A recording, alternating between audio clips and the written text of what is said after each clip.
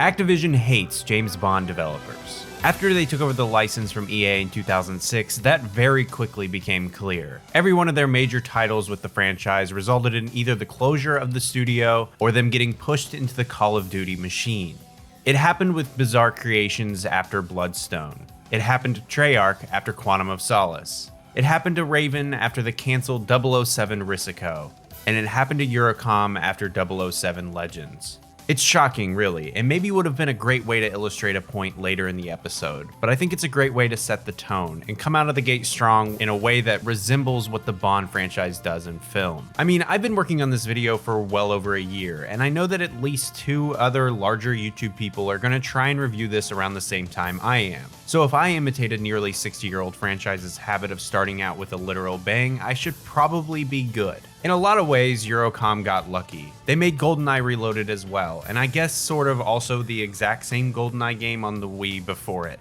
But being lucky won't unclose your studio, and trust me, we'll get to all of that. What I need you to know right now is 007 Legends is widely regarded as one of the worst Bond games ever made, and was enough of a commercial and critical failure that it led to Activision just letting the license lap until it was picked up by IO Interactive in 2020. At best, we got Goldeneye Reloaded and maybe Bloodstone, but we're going to talk about both of those quite a bit throughout this, especially Goldeneye Reloaded, as it's extremely relevant to what 007 Legends does right and what it decides to do wrong. But what you really need to know is that this is the game that killed Eurocom.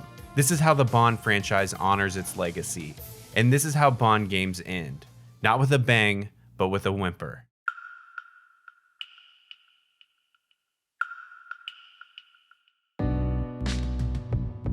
Come find me, we'll be fine. Most of the time, it feels haunting. In the darkness, we'll be surviving, fighting for our lives. Help me, it can be so confusing, but they'll never stop us, 'cause legends they never die. Help me, it can be so confusing, but they'll never stop us, 'cause legends they never die.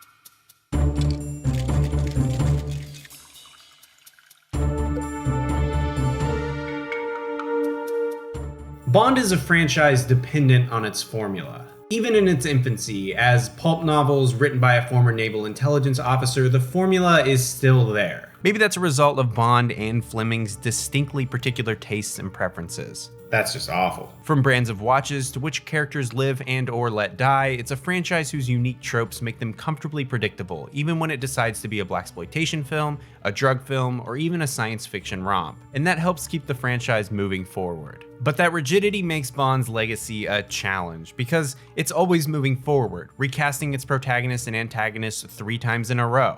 It's incredibly hard to look backwards. Beyond the callbacks, the 60s era, a variety of Easter eggs, and of course the formula, Bond doesn't do a lot of flashbacks or direct references to how it's changed. In 2019, when we could actually go to theaters, a joke that I hope to God will be outdated by the time I finish this video, and staring down the end of the Skywalker saga, I found myself longing for moments that tied it all together. You know, made it feel like a continuous saga. Exegol, the World Between Worlds, and the Mortis arc try to craft moments that turned Lucas's vision into something that is actually a vision, and not a smattering of dusty legal pad notes left in a desk drawer for nearly 20 years at a time. I like that feeling, like the effort I've put into paying attention to the lore is being rewarded.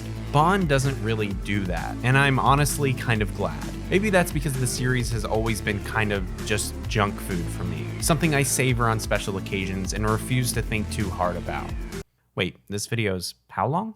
That makes 007 Legends a bit of an outlier. Like the main film whose window it was released in, it's kind of intended to be a send-up to 50 years of Bond. And being off the heels of a relatively successful adaptation of a now classic Bond film in GoldenEye Reloaded, the video game world seemed poised to look backwards through the lens of a gameplay loop that plays like Call of Duty. But how did we get here? Why this game with Eurocom at the helm? I don't want to speak ill of the dead, but they're not necessarily the world's best developers. They're like the video game equivalent to Martin Campbell. Good when they're doing GoldenEye and Casino Royale, kind of bad when working on anything other than Bond. And that's fine. I mean, when it came to redeveloping GoldenEye for modern audiences, there was an obvious choice for a developer who really understood Bond games of that era. It was Free Radical, a developer full to the brim with former Rare developers who had worked on GoldenEye, but for a variety of vague reasons, negotiations with Activision faded into nothing, and so Eurocom was asked to give it a shot instead. I mean, it makes sense. Eurocom made the N64 game for The World Is Not Enough, which I affectionately remember as the game we got out of the bargain bin at the GameStop in Lafayette, Indiana, after my brother returned the copy of GoldenEye we'd been borrowing from a friend. We seriously had it like mixed into our own collection of games for months. I honestly thought we owned it. The World Is Not Enough was poised to ride the tuxedo tails of the original GoldenEye 64's successes, maintaining a lot of what made that game cool and keeping a lot of that content exclusive to the Nintendo 64, while starting off EA's Bond Golden Age with a small, contained, but still effective bang. That went on to include 3 original Bond stories: the Brosnan-less Agent Under Fire, the personal favorite of mine Nightfire, and the stellar developed by EA Redwood Everything or Nothing. Listen, I know what you're thinking, that I'm just delaying so that I don't have to talk in depth about 007 Legends, but I can assure you I have a lot to say about that as well. I want to make sure you have all the information you need to get through the devastating mission ahead. This is kind of like a de facto briefing from M after the cold open, where M asks Bond what he knows about whatever, and Bond rattles off information off the top of his head about some obscure assassin with 3 nipples, like he was cramming in the car on the way over just so he could impress his boss. Nightfire, for what it's worth, is really good, managing to capture basically every aspect of the Bond films nearly perfectly while still making them fun. I say almost every because it isn't making me a cocktail and the melee is a little weak. It also put Brosnan in fucking space, which is a necessity and worth the price of admission, even if it's absolutely the worst mission in the game. For a lot of people, Nightfire is second to GoldenEye in terms of the best Bond games, but for me it's always been number 1. A pertinent reminder of a time in my life before Star Wars where Bond was my favorite movie franchise. GoldenEye the remake, not to be confused with GoldenEye Reloaded, GoldenEye Rogue Agent, or GoldenEye 64, started out as a Wii title and released the same day as Bloodstone, retelling the story of the GoldenEye film, slotting in the modern aesthetic style of Daniel Craig's Bond era. It also replaces every single actor, while reworking large chunks of the story to make it work better for 2010. Gone is the feeling that the Soviet Union just fell, the 9-year time jump, a finale in Cuba, or a Zukovsky that's Robbie Coltrane. Instead, we get something sleek and brutal, reworked by original finishing toucher of the film script Bruce Fairstein, who would also be a writer of Tomorrow Never Dies, Everything or Nothing, Bloodstone, and of course, 007 Legends. I have his agent's email, actually. I also have anxiety, and basically no questions to ask him beyond, why'd you pick License to Kill? A question I have decided to instead answer with math of all things in section 3, and did you really just want to send Daniel Craig to space? Which I'll discuss in section 5, but judging by how far he's buried in the credits, I'm going to assume he doesn't have a better answer than anything I can come up with. Back on GoldenEye Wii, it was surprisingly successful. Only a year later though, we'd get GoldenEye Reloaded, an upscaling of the Wii game on the 2 air quotes hardcore consoles. For what it's worth, I really enjoy this version of GoldenEye. Not because it's an updating of the original, but because it's a kind of fun and a little janky Bond romp, desperately trying to modernize a story that didn't need it, and making gameplay decisions that are so of their time, they're charming now. It isn't the best Bond game, and hell, it isn't even the best one to come out on November 2nd, 2010, but I could see Activision looking at its success and wanting more. While it's not a successful re-release of Rare's Big Bond, it is a damn good modernization of the source material. More successful from a sales perspective than EA's look backwards with Sean Connery and From Russia with Love, which made basically no attempt to modernize the story at all. Instead, with a tie-in to not only the 50th year of Bond films, but also Skyfall, we saw 007 Legends released, a game that exists, I guess, which tries to revisit and recontextualize vintage Bond films, dragging them kicking and screaming into the Daniel Craig era, and choosing only one film for each Bond actor: Goldfinger, On Her Majesty's Secret Service, License to Kill, Die Another Day, Moonraker, and of course, Skyfall. And I'll be going through them one by one, preparing a specific alcoholic beverage from the film to accompany them, and a little micro essay tying into that film's legacy for each section. Because that's what we do here, I guess. We're starting with Goldfinger, which was released in 1964 and starred Sean Connery, and we're having a mint julep.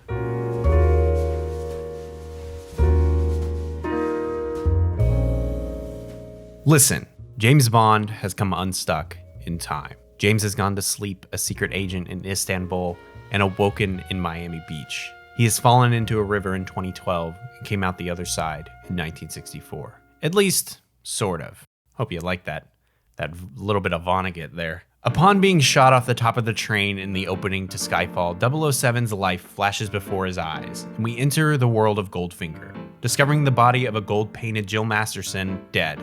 Now we're in Switzerland, investigating Auric Enterprises, disabling Harrier jump jets with the push of a button on the Samsung Galaxy S1. Here's the problem. Bond games are not long affairs. They're adaptations of action movies, usually only one, so the plot goes like this.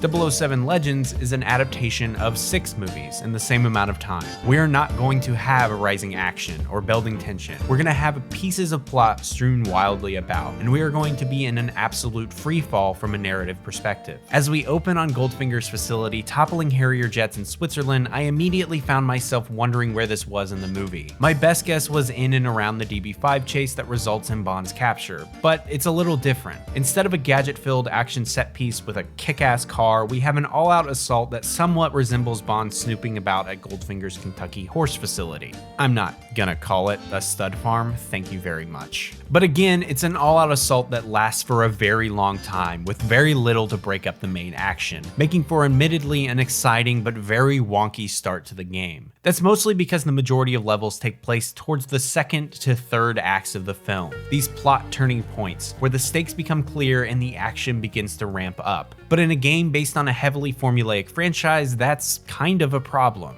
I mean, the order of levels is the assault on Auric Enterprises, the assault on Fort Knox, a really short vehicle level, and then the assault on Piz Gloria. There are minor moments like Arkham-style detective mode investigations or very small kind of broken stealth sequences, but other than that, it's very similar gameplay for the majority of the first 2 hours of a 5-ish hour campaign. But that's the thing, while this game is really scared to deviate from its sort of gameplay formula, it's definitely understandable, because when it does, it's kind of a mess. But it's also a mess when it's trying to be normal. I really don't like the shooting in this game. It's floaty and laggy, the AI pathing is downright broken, and it very quickly devolves into popping out from behind cover and then slowly moving forward. It's all the worst parts of Call of Duty single-player campaigns. You can put on night vision goggles or escort somebody around all you want, but it really doesn't change that you're moving through very similar corridors doing basically the same thing. But it's nowhere near as bad as its wonky driving sections or the skiing section in On Her Majesty's Secret Service. Very quickly it goes from boring gameplay to frustrating gameplay. It's a carryover from the abysmal tank level of Goldeneye Reloaded, a real low point for that solid game, which is massively overshadowed by basically any vehicle levels from Bloodstone. I know Bizarre Creations made a handful of racing games, some of them successful, and they reused the engine from those in Bloodstone, but still. In trying to capture Bond in gameplay form, Eurocom arguably nailed it best with Nightfire, an assorted nut can full of great gameplay ideas. And while sure, 007 Legends has those as well, it feels more meticulously planned and tighter in the original. I mean, there are shootouts in Nightfire, quite a few even, but they vary in locations, ideas, and executions to make it feel more interesting. Instead of having a big shootout at Auric Enterprises, we could have had the silent sniper spotting and picking them off like in Chain Reaction, or an exchange style sneak in, with multiple routes and the options to go quiet or loud, cutting alarms and being rewarded for replaying and learning the map. It wouldn't be as big of an opening set piece, but for a game that's 50% set pieces, I think we can allow for a little bit of variety here. Don't get me wrong,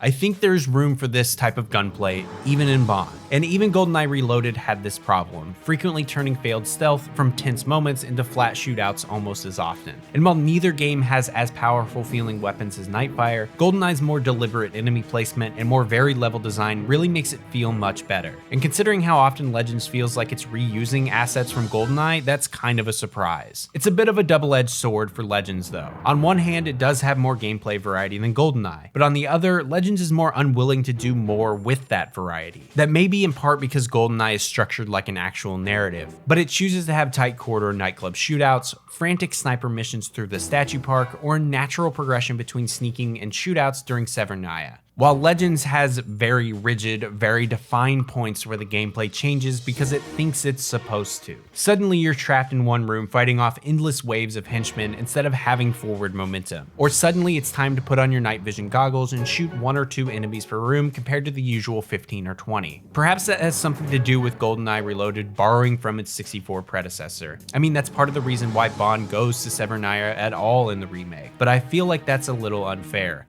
My Russian is really bad. I just want to let you know I butchered that pronunciation of Severnaya. I'm not fixing it. 007 Legends is clearly the problem here, adopting the main gameplay loop of its predecessor, but just making it worse. Frankly, I don't have a better way to describe it, mostly because it's a very intangible thing to describe. But trust me when I say that if you like GoldenEye Reloaded, you still might not like 007 Legends. And in a way, it's fitting. GoldenEye is kind of like Sean Connery. There's an intangible quality that makes him good for his films, but that style isn't necessarily a good fit for a different type of film like On Her Majesty's Secret Service. I don't know if that actually makes sense, but I feel like it does. I'm mostly just trying to transition to the On Her Majesty's Secret Service part of the game, and I'm really in the weeds here. On Her Majesty's Secret Service was released in 1969 and starred George Lazenby in his only role as 007. And I think it's time that we have a whiskey and branch water.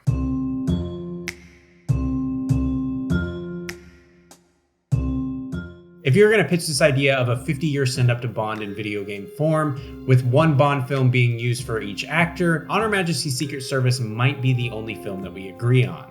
That's obviously because it's the only Lazenby film we ever got, but also because it's very good. In the adaptation of book to film, it's probably the closest to its source material, and so when I saw it on the box art, I was probably the most curious to see how this one would be done. And it's kind of an interesting case study on just how weird this whole project is. Perhaps the most jarring part of this entire adventure so far has been seeing Daniel Craig staring lovingly into Diana Rigg's eyes. I love Diana Rigg, don't get me wrong. She's wonderful in the film, and very few Bond actors are better equipped to handle the slow-boiling emotional lobster bake of On Her Majesty's Secret Service than Daniel Craig. I think in their time they would be a good match. But here's the thing, because of Bond's legacy of casting and recasting, there's a bit of a problem. We talked about it before, but whoever's currently Bond is the only actor that can portray the character at the time. When Brosnan left, Connery could be Bond in the games, but when Craig was Bond, Brosnan couldn't come back for Goldeneye. That's the main reason why 007 Legends exists in this form, and famously why Rare wasn't allowed to use every Bond actor as multiplayer characters in Goldeneye. I'm pretty sure that's reserved to having the old actors in those portrayals though. If they wanted to have a face match version, that's something that they would absolutely be able to do. That's exactly what happened with Eurocom's Agent Under Fire video game. It's currently happening with Dynamite's comic adaptation of the character, and I assume will likely happen when IO releases their game in the next couple years. But since this was technically a direct tie-in with Skyfall, and we'd already had several Daniel Craig Bond films, he was the right choice. There was never going to be a Day of the Doctor style moment where Craig's internal life flashing before his eyes moment featured every actor who'd played him in the past. As someone who loves just about every Bond equally, except that prick George Lazenby, I'm willing to admit that this is just no fun at all, but I get it. That nasty habit of recasting does extend beyond the titular character though, and 007 Legends is in a unique position. Blofeld, who is the main villain of On Her Majesty's Secret Service, is not only frequently recasted, literally 3 movies in a row, but also he and his organization Spectre have been embroiled in legal battles for years. Outside of canon, I mean, obviously they're embroiled in legal battles, like inside canon, they're a criminal organization, like that's what they do. Whatever. Fleming co-wrote Blofeld's first appearance as a screenplay with Kevin McClory, and when Fleming didn't give him proper credit upon deciding to turn it into a novel Thunderball, the lawsuits started pouring in and became a constant axe over the franchise until well after both men were dead. This is famously why there was 2 Bond films in 1983, why Bond drops an unnamed faux Blofeld, or Blofeld if you will, down a smokestack at the start of For Your Eyes Only, and why we get essentially Spectre as Quantum in the early Craig years. This is widely circulated information. The Star Wars was going to be a failure until George's wife recut it of Bond trivia, but really we don't talk about this in context of the games. While characters like Dr. No, Goldfinger, and Jaws have been featured in some capacity for years, Spectre and Blofeld have either been left unnamed, or in the case of From Russia with Love, whose plot hinges on the organization, referred to as Octopus. Even in Bloodstone, there's some vague plotting about a secret organization that you almost feel the developers wanting to name drop Spectre, but they were just a little gun shy. The question is though, how did Eurocom manage to get away with this? By saying the suit was prevalent, quote, long after McClory and Fleming were dead, I mean this was resolved in late 2013, and this game came out in 2012. And honestly, I can't find a good reason why they'd be able to do it. Maybe it has something to do with this being the first game that came out after Kevin McClory passed away, and Activision or Eon or Eurocom or Dan Jack just assumed his estate wouldn't care. I mean, they did settle within the next year. Or maybe it has something to do with it being used in an adaptation of the film, instead of being news stories with Spectre. But that wouldn't explain why it had to be changed in From Russia with Love. It's incredibly fascinating to me and probably a little boring to you. Regardless, this is the first high-profile campaign appearance of Blofeld, arguably Bond's greatest nemesis in video game form ever. And of course, 007 Legends just couldn't be normal. In On Her Majesty's Secret Service, Blofeld is played by Telly Savalas, better known as Kojak. But here we get a mishmash generic Agent Under Fire approach, primarily borrowing the iconic look done by Donald Pleasance without it being similar enough to have to pay his estate. It's understandable why they would want that look. Pleasance's portrayal is the most iconic. I mean, it's what the whole Dr. Evil persona is based around. And having this be the only appearance of the character in a, 50-year send-up of Bond history, I get what they were going for. But I also have a feeling that Eurocom just didn't want to have to pay his family. Throughout 007 Legends, you have about a 50-50 shot of getting either the actual actor's face from the movie or some off-putting reinterpretation that really just takes you out of the moment. And even from there, only a select few of the actors return to voice their characters. Dame Judi Dench? Check. Robert Davi as Sanchez? Nope. The ever-handsome Toby Stevens? Yup. His henchman Zhao from the same movie? No way. I mean, as far as I can tell, this was Michael Lonsdale's final English role with all new voice lines. But even Bond himself is played by Timothy Watson, who was featured in Bloodstone and the Goldeneye remake as Tedworth and Janice Soldier respectively. Like, it's really kind of a crapshoot here. And while the game has some pretty massive problems, the actual actors' facial renderings are surprisingly well done. I mean, that Diana Rigg is a dead ringer. But again, she, like Gert Forb and Michael Lonsdale, look like actors from their era. So even if they're surrounded by updated rooms or have tweaked backstories that make them less products of a Cold War era of espionage, they look a little off, and it's almost unnerving. And while I'd argue that Oddjob and Jaws are endlessly timeless and iconic, the Craig era doesn't really do that anymore in the same way. Except Dave Bautista's Diamond Fingers or whatever. But very few are as jarring as seeing Benicio del Toro, who makes his appearance in License to Kill as Dario. Perhaps it's once again the meta aspect of the game, but in the real world, del Toro is actually a year older than Craig.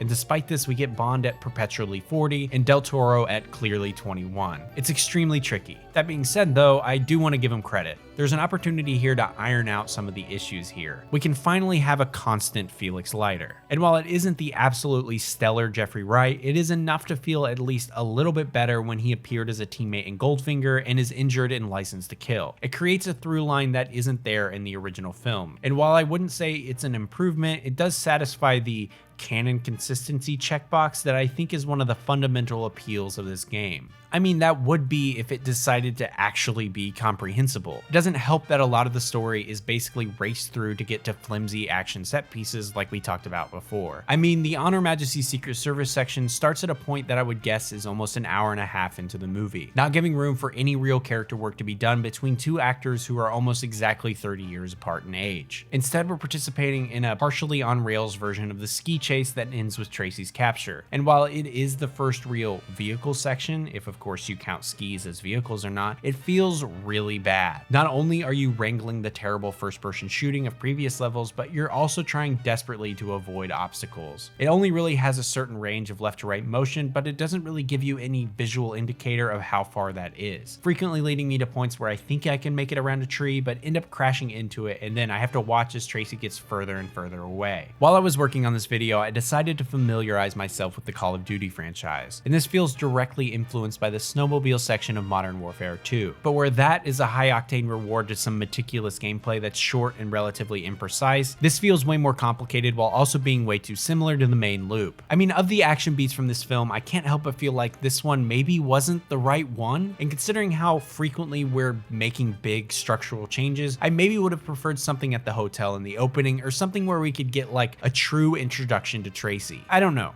This is a very defining point for the Bond backstory, one that's on equal footing as his parents' death, but I don't know what I expected. From there, we get a very on-rails helicopter mission because, yep, this is an Xbox 360 game published by Activision, as we storm Piz Gloria. I will say it might be the only sequence villain's lair that successfully feels more menacing and more modern. Maybe it has something to do with the shadow work, or that we never see it occupied by a gaggle of 20-somethings who are allergic to chicken and bananas, but like, it's sort of blocking out the sun, and it's huge. But again, we're at the climax of this film already. I mean, from a structural standpoint, the levels in Goldfinger are almost identical to Honor Majesty's Secret Service. Bond, with the help of an ally, assaults a base to save the day, assisted with that ally's forces. There's at least one instance of night vision goggles being used for long enough that I think they've glitched out, and it all ends with getting separated from the ally and fist fighting some villain. I get it. The Bond films are formulaic, but the sections that are added make it feel formulaic in a bad way. And those weird-ass sort of quick-time events are truly baffling. Don't get me wrong, I'm the first person who wants to stare longingly into Toby Stevens' eyes as I get ready to punch him, but pushing the sticks in certain directions to throw punches feels really bad. I'm confident that this is a possible response to this era's reliance on quick-time events. I mean, Goldeneye Reloaded and Quantum of Solace both had their fair share, but this is honestly so much worse. There's really no challenge. They always make a weird sound when you hit them, and it's way less visually interesting as like an actual QTE. It never feels like a good way to do big set pieces, instead like a bad way to do a regular run-of-the-mill melee combat. I've only actually ever seen this once before in any game. It was Spider-Man Shattered Dimensions, another game that's mostly just a thinly veiled tour through its universe rather than an actual functioning story. And while it isn't great there either, it's much more focused on doing it as quickly as you can rather than having some form of precision. Do I get some sick, twisted satisfaction from punching a generic Blofeld so hard he coughs with reverb? Absolutely. Would I rather it be replaced with an actual boss fight? Probably not in a first-person shooter like this, but I'm confident that this isn't the answer, Chief. Once again, though, we've made drastic changes to the end of the film. Blofeld and Bond's fight takes place in a cable car, rather than a bobsledding track. And while this is more treacherous, that's at least a little bit more exciting. Don't get me wrong, after the skiing level, I don't even want to see Eurocom's attempt at a bobsledding level, and the cable car sequence of the film is a personal highlight for me, but Blofeld's defeat is way more wild in the game. In the film, you're like, oh, he's probably dead from that. But in the game, you're like, oh my god, homie is a sticky red splat on the side of a mountain right about now. Making his return at the very end to, spoiler alert, kill Tracy feels slightly more surprising, but not dramatically shocking or interesting. I don't know why I would want to watch this though. Like, why would I want a puppety version of Craig's Bond reenacting this scene? At least in the Goldfinger days, most of the cutscenes are in first person, or quick enough to not get in the way. But hell, this is an emotional high point of the entire franchise, and it's just overshadowed by a goddamn Aston Martin product placement. Regardless, we quickly fade into 1989's License to Kill, and I'm pouring myself a Bud with a lime.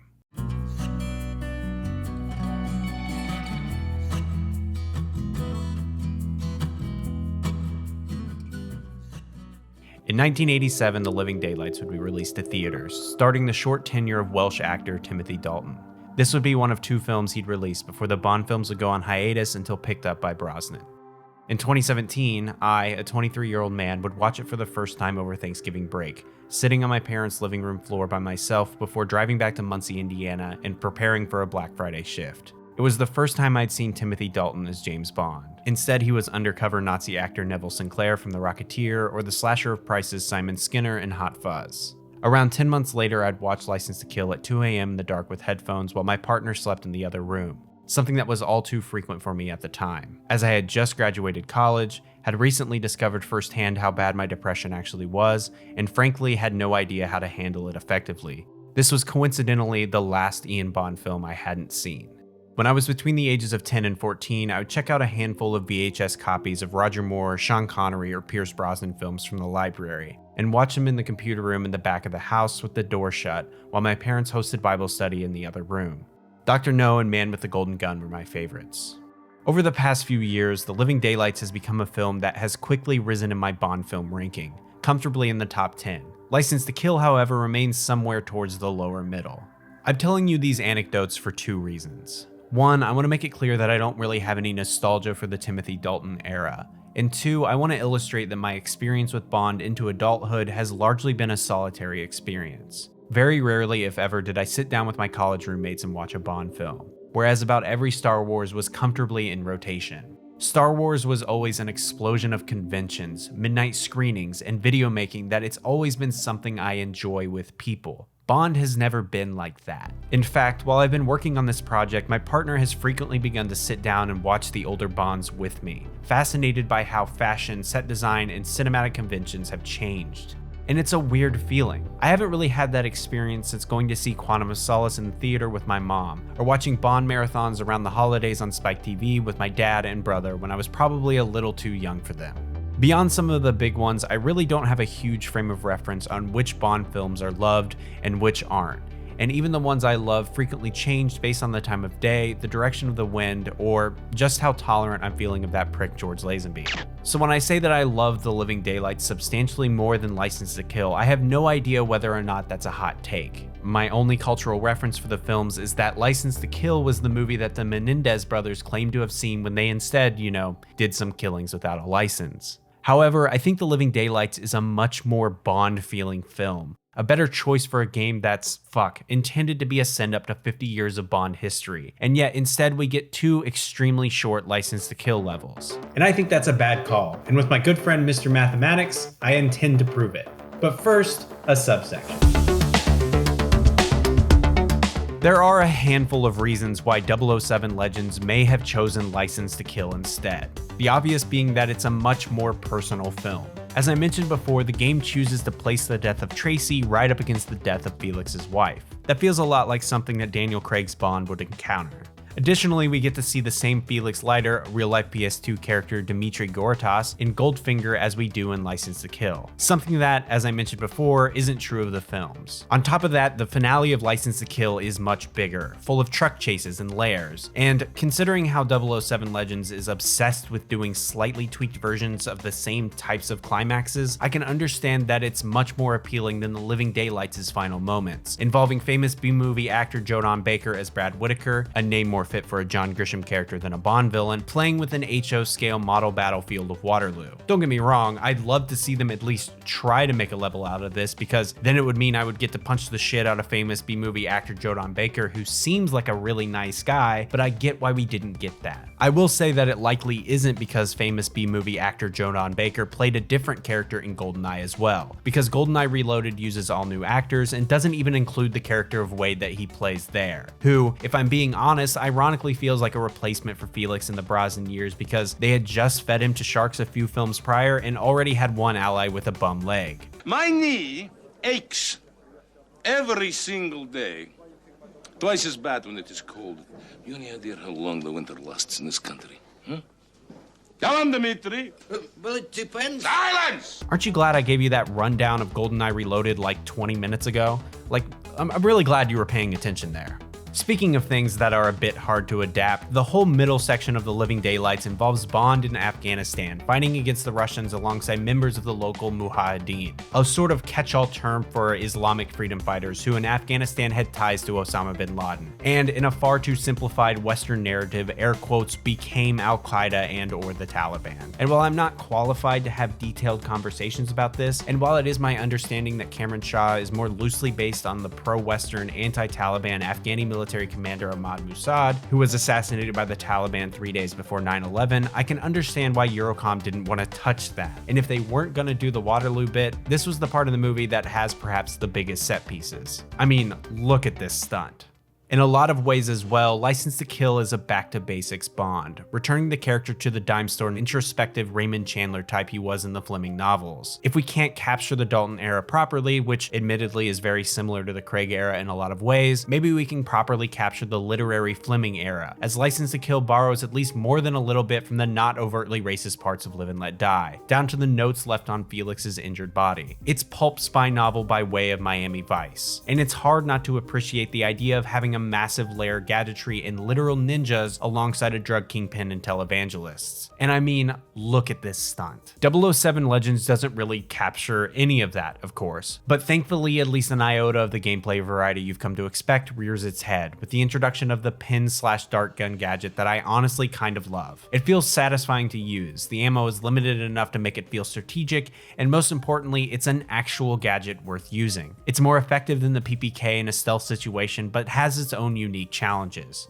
Doesn't mean I enjoy it in this context though, because we're forced to stomp around Robert Davi's lair, a more traditional ending that feels identical to what we encountered with Goldfinger and in On Her Majesty's Secret Service. It was a bad call, and now I intend to prove it. As a recreational user of spreadsheets, including an extensive color-coded document cataloging which Disney-era Star Wars books I've read, in what year, and if I enjoyed them, I feel the most tangible way to bend mathematics to my will is to make one big-ass spreadsheet cataloging rankings of the two Dalton films, and weighing their value based on where the author decides to put a few other Bond titles of assumed similar quality for scale, trying desperately to find a form of through line in tastes. I picked For Your Eyes Only as it's the most grounded more of the John Glenn directed era and has similar problems as both Daltons, most notably a little bloated, but also its strengths. I mean, look at this stunt. I picked You Only Live Twice for it being a good, not great Connery that I could see a reasonable person enjoying less than both Daltons, even if that's not the case for me. And I picked Quantum purely based on it being a revenge plot in the same vein as License to Kill, but with a more traditional actor favorite in Daniel Craig. And I compiled the first 10 pages of my Google result Bond films ranked,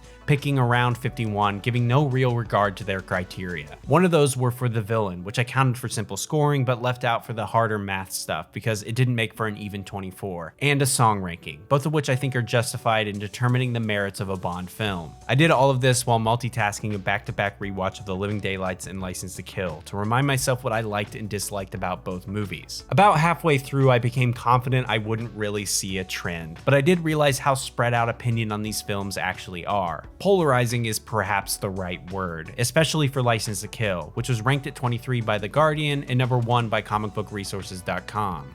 Of the 51 rankings I acquired, License to Kill was ahead 24 times and The Living Daylights was ahead 26 times. That's not a particularly wide margin, and I imagine that they would probably beat each other consistently 50% of the time. The averages weren't much better either, both at around 13th on their average ranking with only a 0.7% difference. See, if I was a liar, I would have said it was a 0.007% difference. But neither really provided a definitive answer like I was looking for.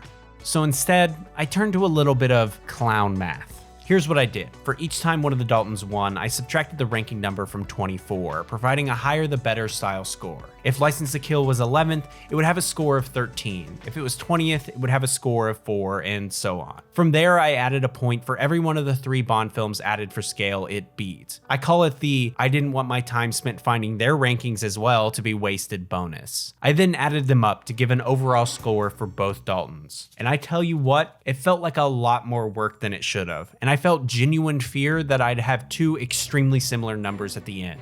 But I didn't. License to Kill managed a 364, and Living Daylights beat it out with a 382, which seems like a lot smaller of a difference than it actually is, but it is enough for me personally to declare that 007 Legends probably should have picked The Living Daylights. It opens with the first serious stealth endeavor so far in 007 Legends, but still continues to be another situation of stealth immediately turning into a shootout when discovered. The problem is that this one is in a larger area, where it immediately turns into a shootout with the entire complex. Even when you end up planting mines on a series of drug distribution trucks, it's the same problem, turning a whole warehouse against you and making any sort of interesting stealth encounters largely useless, and really doesn't encourage you to actually attempt to be stealthy if you're just going to have your dominant strategy way through this. It doesn't help that bodies don't disappear and can't be moved either, but can also be discovered by like cameras and other guards super easily. That's par for the course so far for 007 Legends, Legends, but what makes it a problem is after you complete the stealth section that you definitely failed, you're forced to turn around and fight your way back through Sanchez's facility. It's a blatant reuse of space that's a glaring annoyance. Don't get me wrong, Nightfire does this as well with Drake's Building. You stealth your way up in Night Shift and fight your way down in Phoenix Fire. The difference is they're separated by Chain Reaction, a challenging and fun sniper shootout throughout an abandoned nuclear waste facility. Additionally, the two levels aren't nearly copy and paste, adding at least a little bit of variety in Phoenix Fire's elevator set piece. It's a great way to turn limitations into exciting opportunities for gameplay. Legends does none of that. After the facility though, we're forced to protect Pam Bouvier as she steals a chopper in a clunky sniper protection mission, and then we're taken to the final chase where we experience 007 Legends' first attempts at a driving mission in a modified Humvee with no weapons and twitchy ass steering. It is not a good impression of what comes later, but it is thankfully mercifully short. After that, you jump on the back of a tanker, shoot a few targets, and then are graced with a short punch up with a pretty solid Sanchez model, who isn't voiced by his actor Robert Davi and is instead hilariously voiced by someone named Roberto David. And almost as quickly as it started, we're in Die Another Day, from the most grounded Bond film to the wildest. And like Bond in Cuba, we're having a mojito.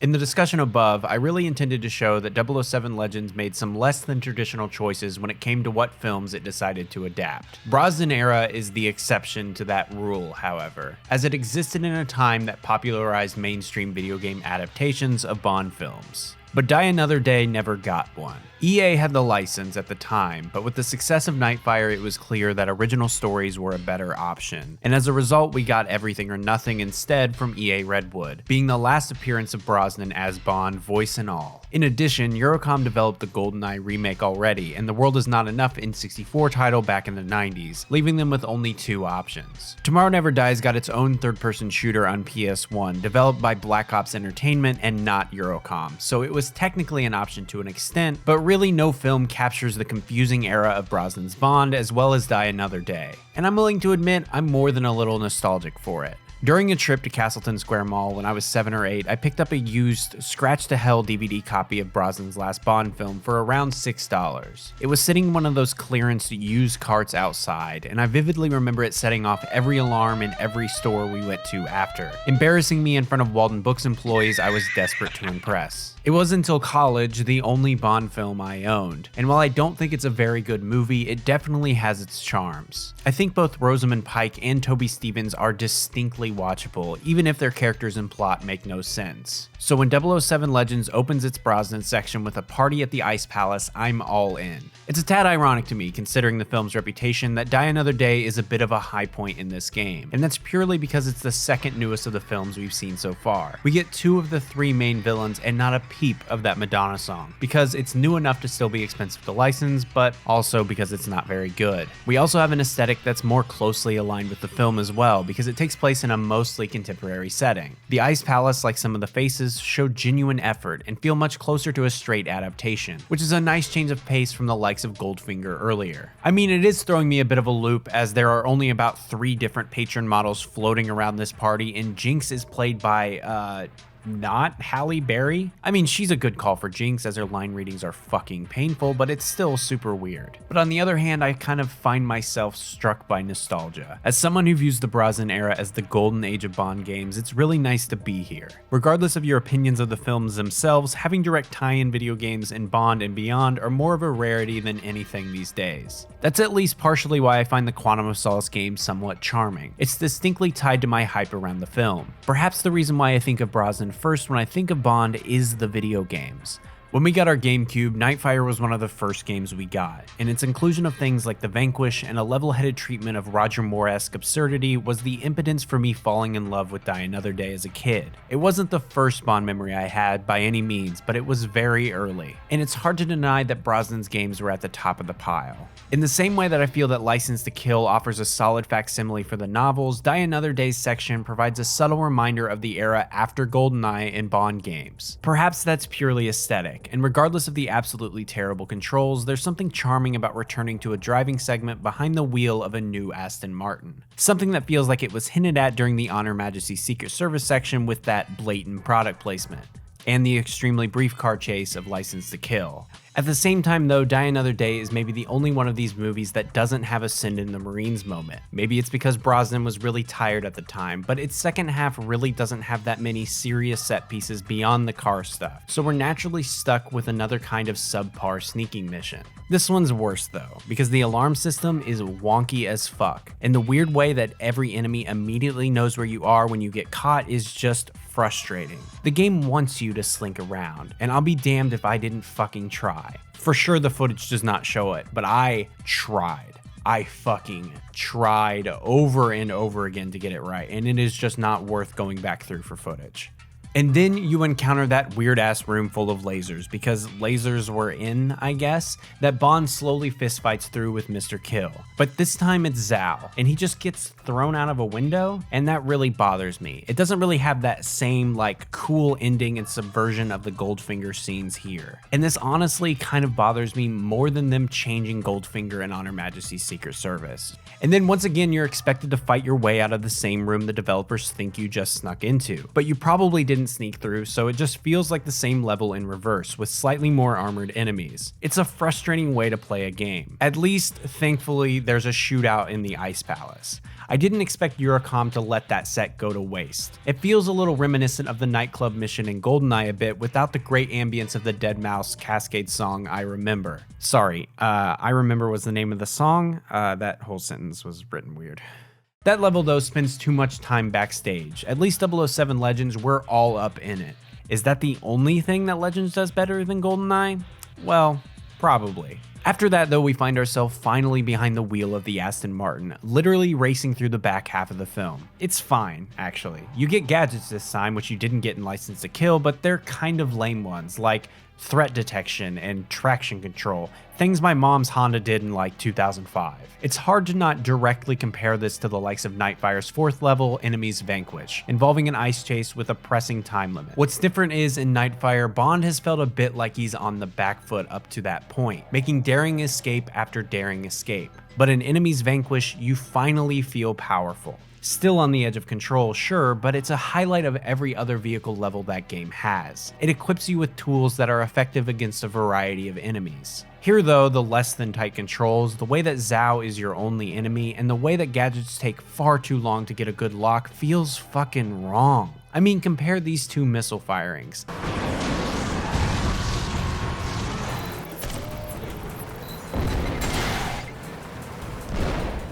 It's like night and day, Nightfire and Die Another Day, if you will. Why you boring me? I'm right. I know that Legends is insisting on being as faithful to the film as possible in this one instance, but it really makes for a not fun chase. After a shockingly not fun series of levels, it feels intentionally like a throwback to what Nightfire did, but it just doesn't get all the way there. They also change how Zhao dies. He actually gets burnt up in the Icarus laser, which I actually think is better. Really, honestly, that chase in Die Another Day just goes on for way too long.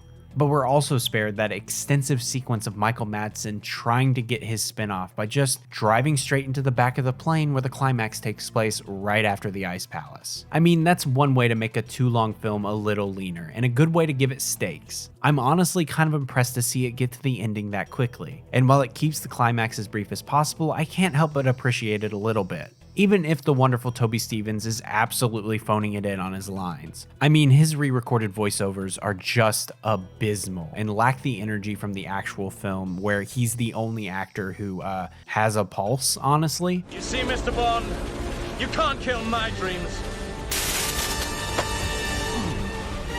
But my dreams can kill you. Time to face destiny. You can't kill my dreams. But my dreams can kill you. Time to face destiny. It's almost like he doesn't watch this movie once a year like I do. Regardless, it's from one zany Bond film to the next, as we move into Moonraker from 1979. And what better way to blast off into space than with a little champagne?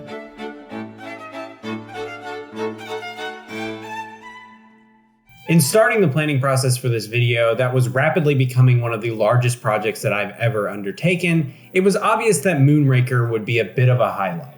There was something about its prominence in what little marketing material I found in the earliest research phase that made it clear Eurocom knew that this was the Roger Moore film they wanted to adapt. Its Star Warsian spectacle was a perfect fit for video games, even if the film it's based on is perhaps not one of the best. There's charm, however, in sending Bond to space. In all of its seriousness, its world-ending stakes, and dramatic sexual encounters with women named after their own reproductive parts, there's something so hilarious about sending an alcoholic Cold War-era spy into space. It's the peak of the Roger Moore era, a natural progression that Bond reaches over time. This Bond in space attitude is as pervasive as the legacy of the Cold War on the franchise. Before Moonraker, Bond's conflict with Spectre in the 1960s put him literally one step away from being in space during You Only Live Twice, before receding into the more personal back-to-basics of On Her Majesty's Secret Service. After that, Diamonds Are Forever, having lost some of its zaniness in transition, places Bond behind the wheel of a lunar rover, and places its diamonds in space instead. The franchise aspires to be there, and when it does, right after it tries to pull back to basics. That's why in part I'm fascinated to see Mission Impossible do it, which have basically been Roger Moore Bond films in the modern age. While Die Another Day had Icarus, its North Korean satellite death laser, which I think counts, the real Bond in space moment of Brosnan's era is from Eurocom's own Nightfire. The space defense platform is one of the first things we see after the cold open, and is the setting of the climax. And to be honest with you, I've always found this level to be a bit more of a pain in the ass than anything, involving wrangling weird controls with a relatively short time limit. It's a frustrating conclusion to an otherwise stellar game. But Nightfire also chooses to have a sort of spaceport level lead up in its penultimate mission Countdown, involving a sort of gameplay climax, with stealth, gadgetry, and tense shootouts as it eases players into its final stage, placing you on a space shuttle and blasting off. And on a structural level, 007 Legends is very similar with its first Moonraker level, and as a result has perhaps the best version of its gameplay, opening with a stealth area that's challenging but small and self-contained, allowing for lesser punishment. No longer is the whole base going to be on alert if you slip up, and it's a nice change of pace. Where 007 Legends impresses though is in continuing to build that tension once you're actually in space. The set design here, while different than the film, maintains enough iconography to feel nostalgic, and less generic than previous changes. Drax's logo and the weird foam helmets his henchmen wear are part of what makes Moonraker so iconic. And it also chooses to introduce the zero gravity mechanic at almost the halfway point of the mission, making it a refreshing new way to interact with the environment rather than a stressful nuisance that you're forced to contend with immediately. And it feels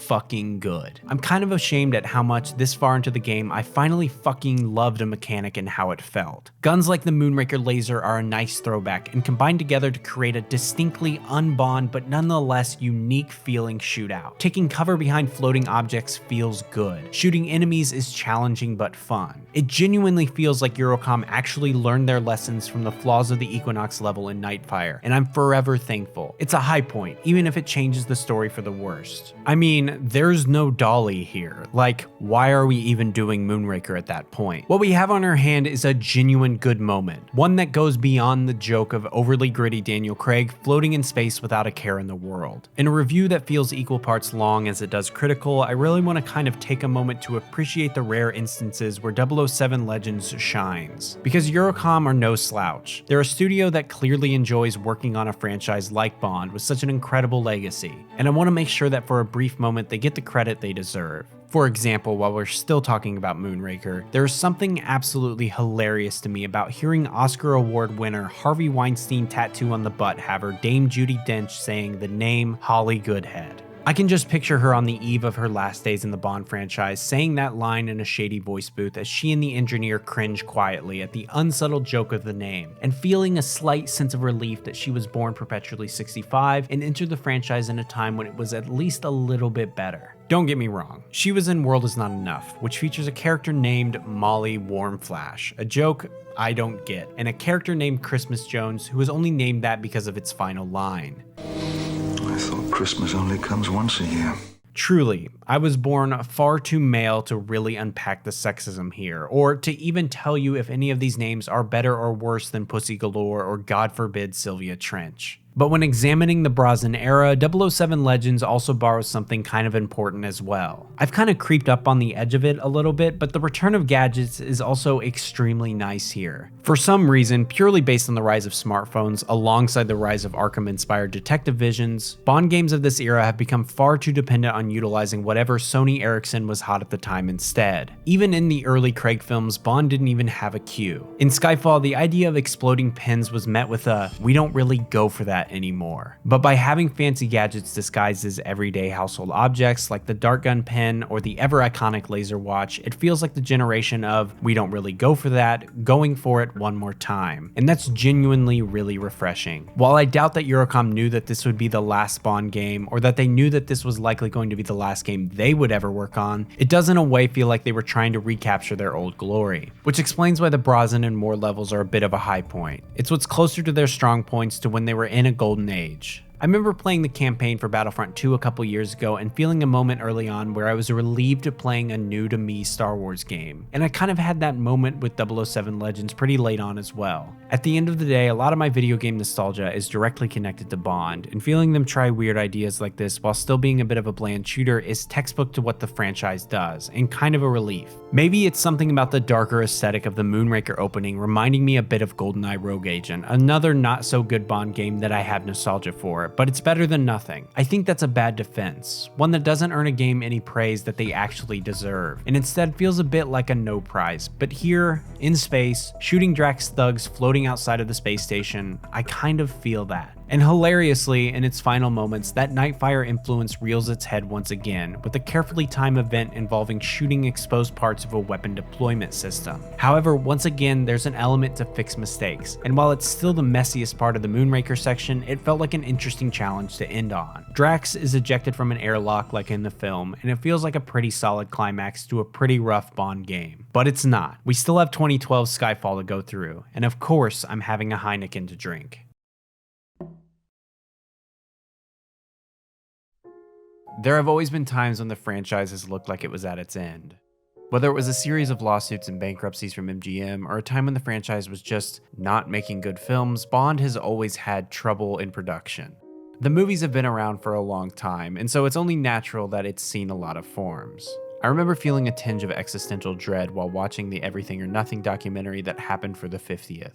At every corner, there were long-winded eulogies for men whose entire lives had been dedicated to the Bond franchise, burned by the passion for spectacle and the desire to conquer the era of the proto-blockbuster. Men who died with bodies full of cigarette smoke, alcohol, and financial disarray. Men like Ian Fleming, Harry Saltzman, Cubby Broccoli, and countless others. These men lived to see the rise of a giant and created a legacy that has long since outlived them. As a result, it's likely their biggest cultural impact, and their names have become entangled with the agent and their interpretations of that world. They've helped it be sustainable even in its darkest moments. And now their children, or at least Cubby's children, have taken on the mantle and continued forward. It makes sense considering the pedigree, I guess. This is a franchise created in the pressures of the Cold War, making its theatrical debut days before the Cuban Missile Crisis. A perfectly created pearl in the clamshell of two superpowers, ready to kill each other, themselves, and every single living thing in between because they could. So in a way, calling this the last Bond game feels frivolous, or comically quaint. There have been plenty of times when a film has felt like the last Bond film, especially within Craig's own tenure. It's hard to believe that in the time since Spectre, the last Bond film so far, we've seen an entire presidency, the entire sequel trilogy, the death of two Bond actors, and a complete shift in political and economic climate. Even in my own personal life, Spectre was one of the first movies I saw with my current partner that I now live with. Before then, she'd never even seen a Bond film. Now she's seen all but two. Dakota, Matt, C, and I were new friends, and we were producing our third video together, that LEGO Star Wars 40-hour challenge. It feels legitimately like a different lifetime. To be honest with you, even starting this draft of this script a few months ago feels at least a little bit like one as well. Bond is a franchise perpetually trapped in the amber of time, almost immediately outdated yet strangely timeless, like contemporary period pieces and little mannequins behind museum glass. They're great at capturing our anxieties in times of upheaval while still managing to be pure, comforting escapism. That's why the early film's dependence on Spectre as a replacement for the Russian Smersh from the novels feels more refreshing. There's always a sense that the Berlin Wall is just about to fall any day now, and they're painfully afraid of the films becoming immediately dated. And in a time of weirdness like we live in today, it's honestly been a great comfort for me on multiple occasions throughout the past year and a half. And it's so strange to feel that gap in real time, when we could really use a Bond film. Previously, it's just been an indeterminate series of years on a Wikipedia article, but boy is this a pain in the ass. I'm dying for some more Bond content. So when I started this video over a year and a half ago, in a time just before COVID, when it was just a simple review without a commissioned song, or 7 different alcoholic beverages, or a passage about my depression, I was gonna title it The Last Bond Game, as a way to give it some drama, because frankly I wasn't sure if there was anything worth talking about here. As far as I could tell, it was just a kind of glitchy piece of Bond weirdness, one that just so happened to coincide with the franchise leaving games in a way that felt permanent. But now, as of like November of last year, we're in a completely different space, hotly anticipating whatever IO Interactive decides to release. Once again, it feels like we're at the closing edge of that period where the Bond franchise falters. And as we approach the release of No Time to Die, or as I'm recording this at the end of August, hopefully you're watching this before No Time to Die comes out, I'm genuinely curious and furiously excited to see the new era. One without Craig, and potentially with more consistent releases in not only films but also games. And nerves aside about the Amazon buyouts and my fear of Bond stopping a group of air quote terrorists attempting to unionize, maybe a bit of financial stability will be a good thing. So I guess it feels fitting then. In a game that was trying to be a send-up to the history behind Bond, it manages to capture a distinct feeling, at least for me personally, of tearing down the franchise and starting anew, where the highs feel like they're in the distant past, never to return again until they do. In a way, I know what it feels like to exist in that era after License to Kill and before Goldeneye. In 1991 or so, where Dalton was technically still Bond, just like how the Soviet Union was technically still a thing, even though countries like Azerbaijan were declaring independence. In a weird way, I think that's the lesson 007 Legends has to teach us, why it still has value as a creative project. Is it worth it though, to lose great creative studios at the behest of monolithic evil corporations like Activision, which frankly have only looked worse and worse with every passing production day? Absolutely not. In fact, part of the only reason I'm even choosing to give them publicity at all is because I've been working on this for a year and change, and also that their clear mishandling of this game makes them look so poorly managed that I can't imagine a single person going out and actually giving them money because of this video. Really, it's the wrong thing to do. And at the same time, it's kind of clear that they absolutely ruined this one. The final project is so clearly rushed against the deadline in a time when Eurocom had recently developed essentially the exact same thing that they did with GoldenEye Reloaded. The disparity between these two games, purely from a quality control perspective, actually reeks. It's clear, based purely on my memory of the time, that it also didn't get nearly the marketing push it should have. Bond games of the time frequently got bigger TV spots. During the lead up to Quantum, there was a 50-50 split between game trailers and movie trailers during commercial breaks on channels that I was watching on cable. And GoldenEye Wii had those iconic TV spots that played into the nostalgic and legendary multiplayer stories passed around in dorm halls and playgrounds alike. But 007 Legends got none of that. It felt like a death rattle from the beginning. That, coupled with its literal James Bond will return moment where it states that new levels featuring Skyfall will be dropping in 2014, makes it all but clear that it's kind of a huge afterthought for Activision, and it wouldn't be long before servers were closed down.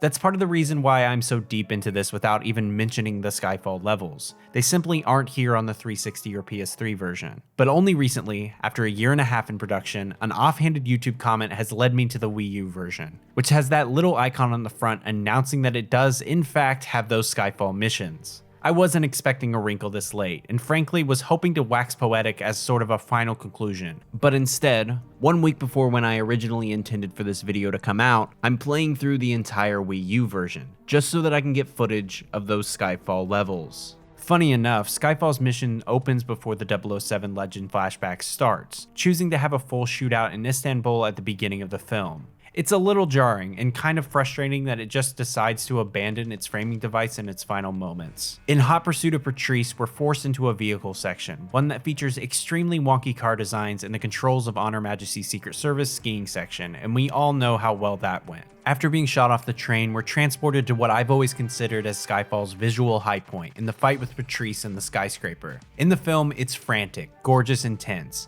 Here, it's a shootout with, well, nobody to shoot.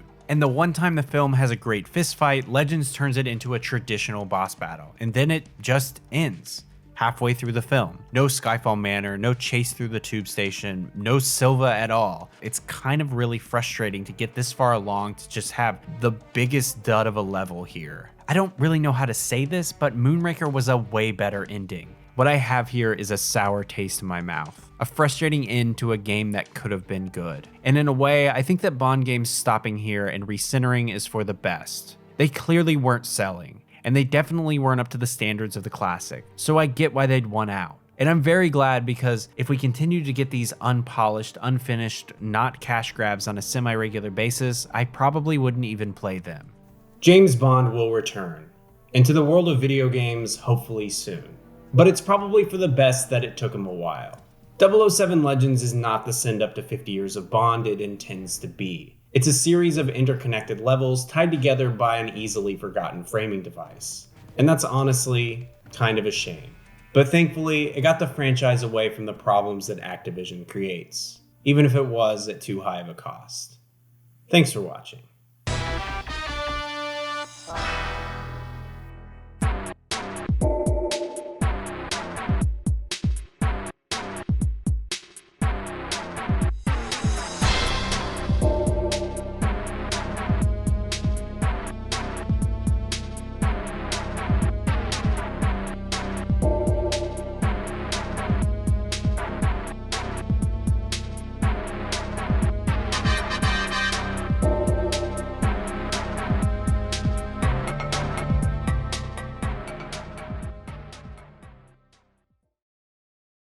Welcome to the end of the video. Let's pretend like I haven't recorded this 4 times. First and foremost, I kind of want to sit down and I want to talk to you a little bit about this this monster of a video that you hopefully just watched.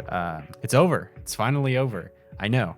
Can't wait to be where you're sitting, because currently I still have a little bit of a ways to go. I have to say, this has been probably the most collaborative video that I've ever worked on. Firstly, obviously, Cass Sparks and Quinn did an awesome job at that song.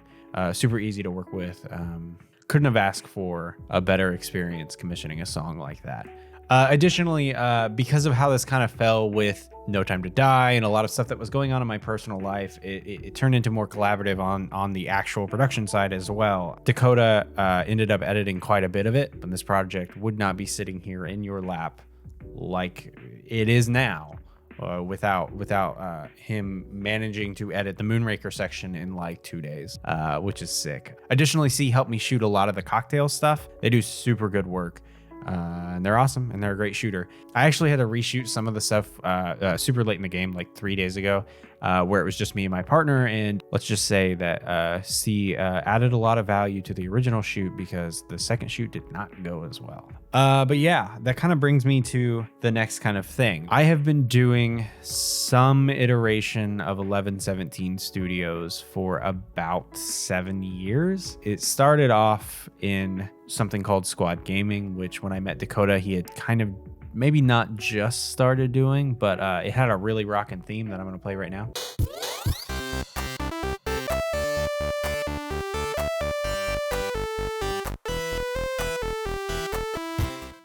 That's enough of that. It kind of turned into Squad Entertainment, got renamed until we moved into a house that happened to have a certain 4 numbers in a row with 3 1s and maybe a 7 in there somewhere. I don't want to give you too much information away. But as a result of that, a lot of the work that I have done has ended up on this channel in some capacity, which kind of brings me to like the whole crux of doing something like this. I didn't just want to sit down and talk to you about old videos for no reason.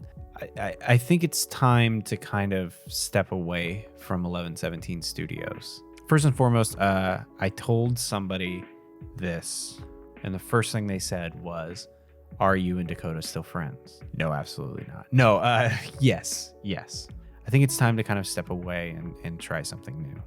And I'm still going to kind of be somebody who provides all of the support. I never wanted to abandon Dakota, and I never wanted to burn 1117 Studios to the ground. And as far as I know, Dakota is going to continue to do this in some capacity. I am still intending to do the end of the year video because, like, why would I play video games if I wasn't going to rank the new ones that I played this year at the end of the year and talk about them with Dakota for like 2 hours? I mean, don't you want to hear me talk about Death Stranding? Probably going to be in my top 5. I really, here now, I kind of want to say thank you. You know, specifically like the original 1117's crew, Dakota, C, Matt, and Lauren has been far too patient with me when it comes to these dumbass videos. And then, like, of course, like the great people that we've met over the years. I mean, when I left my most recent job, I kind of had something that I wanted to say. I did an exit interview and everything like that, but just something kind of to leave the team with. I wanted to leave on a note that was impactful and meaningful. And when my boss asked me if I had any last words, I just kind of wimped out. So I think I'm gonna say them here. It's be good and play that new Quake port. Additionally, keep an eye on this space because whatever community tab posting will probably happen with whatever new stuff I come out with, and obviously Dakota's gonna have something. In the meantime, stay in touch. I'll see you around.